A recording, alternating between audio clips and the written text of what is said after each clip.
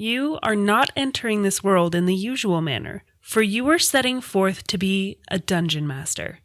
Certainly, there are stout fighters, mighty magic users, wily thieves, and courageous clerics who will make their mark in the magical lands of D&D adventure. You, however, are above even the greatest of these, for as DM, you are to become the shaper of the cosmos. It is you who will give form and content to all the universe. You will breathe life into the stillness, giving meaning and purpose to all the actions which are to follow. Gary Gygax. You're listening to Writing Roots, brought to you by Aspen House Publishing. Welcome to Writing Roots. I'm Leigh Hull. And I'm Leigh Esses. That quote at the beginning, I want you to replace Dungeon Master with Writer and D&D with your novel title, because you are the shaper of the universe that you create. Today we are going to be talking about using Dungeons & Dragons as a resource for building your characters. All of the non-authors that I know that are still creating characters in their heads are either actors or they are nerds. And they play Dungeons & Dragons and they create interesting characters that have depth and have a signature way to approach every situation. I want you to do me a favor. If you aren't driving, if you have the ability really quick, go to a computer and just look up a Dungeons & Dragons stat sheet. If you are listening and you haven't checked out our website for the podcast, that's writingrootspodcast.com. We will have a sample character sheet on the episode landing page, so you can check out what exactly we're talking about throughout this episode. So let's first look at what's called the ability score. This is broken into 6 different categories. You have 3 physical abilities and 3 mental abilities. The physical ones are strength, dexterity, and constitution. So let's talk about those first. Strength is my ability to lift a log. If I have a low strength, I can't lift it very high. But if I have a high strength, I can lift it all the way above my head. Pretty self-explanatory. Strength, strongman, buff. What is dexterity? That's your ability to move quickly, your ability to have fast reflexes, to get out of the way. Most of your characters are going to have either strength or dexterity. Either you can hit me and then I can hit you back, or you can try to hit me, but you can't, so I can poke you. Another good way to think of dexterity is agility. It is the quick, light movements on your feet, being able to get around quickly. The third statistic is one that Leigh, have the strongest in my stats of the 3, and that is constitution. That is your ability to withstand something coming at you. So I can drink a lot more alcohol than you can, because I have that constitution to fend off poisons. You're harder to kill. You can take hits a little easier. So those are the physical abilities, but the next 3 are more interesting to me because those are the mental abilities. That's wisdom, intelligence, and charisma. My favorite explanation of this is one that I saw, I think, from Tumblr, and it is using tomatoes. Intelligence is knowing tomato is a fruit. Wisdom is knowing to not put it in a fruit salad. Charisma is the ability to put it in a fruit salad and call it a salsa. And sell it. So let's kind of break that down. First with wisdom. What is wisdom? Wisdom is your ability to apply information that you've already learned. I know how to do all of these things because I've done them before. I learned them, I experienced them. I've had a broken leg, so I know how this goes. The next one is intelligence. This is more fact-based. You have intelligence if you're able to learn from books easily.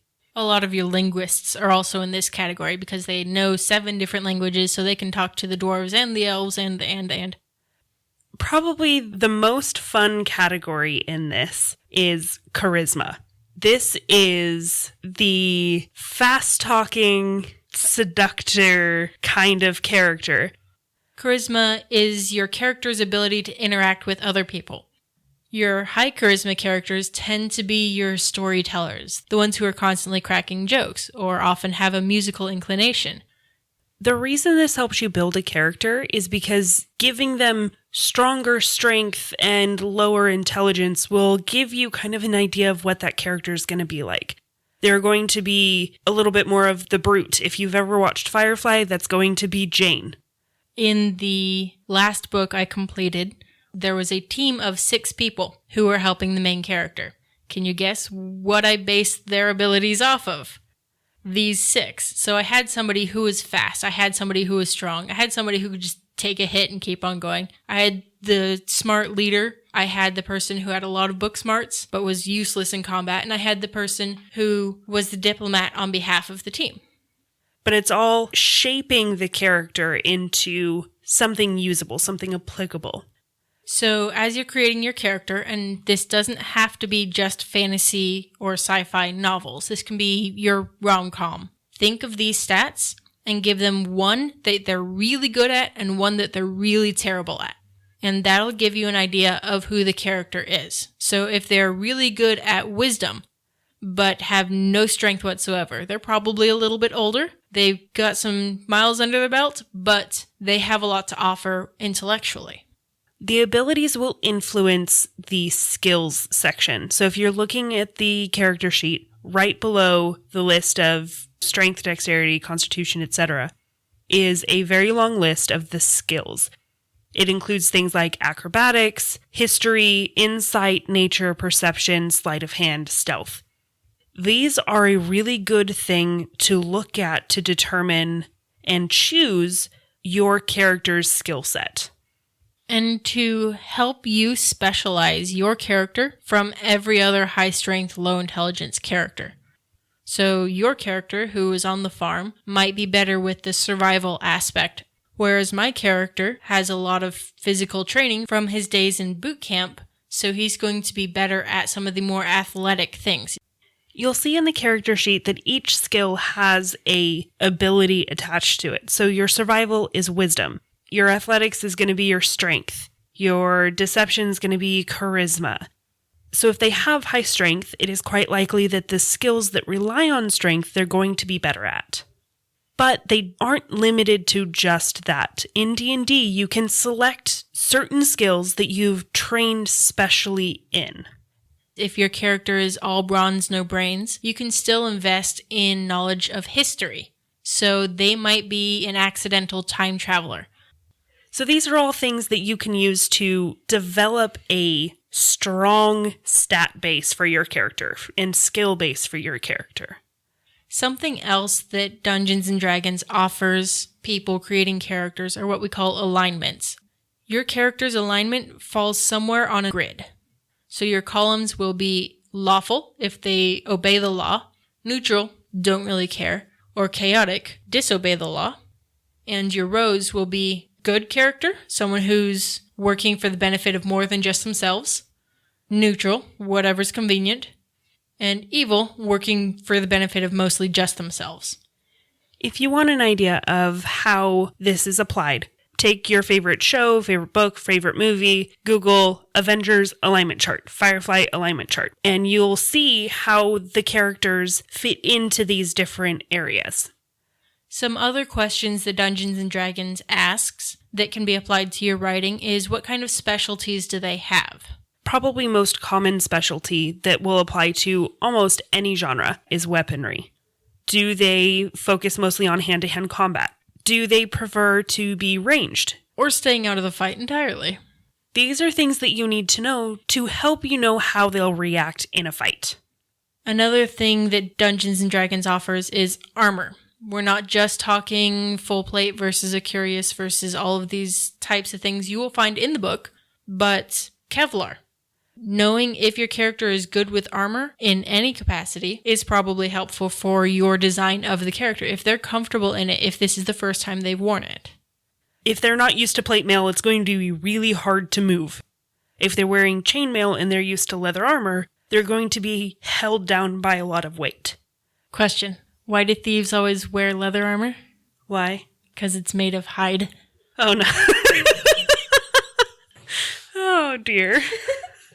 If you don't know anything about swords and sorcery and the difference between split mail and scale mail, Dungeons & Dragons will have all of that listed out and exactly which one's better and why, which one's easier to move in. Same thing with armor, same thing with spells. If you're creating magic, they sort spells by type.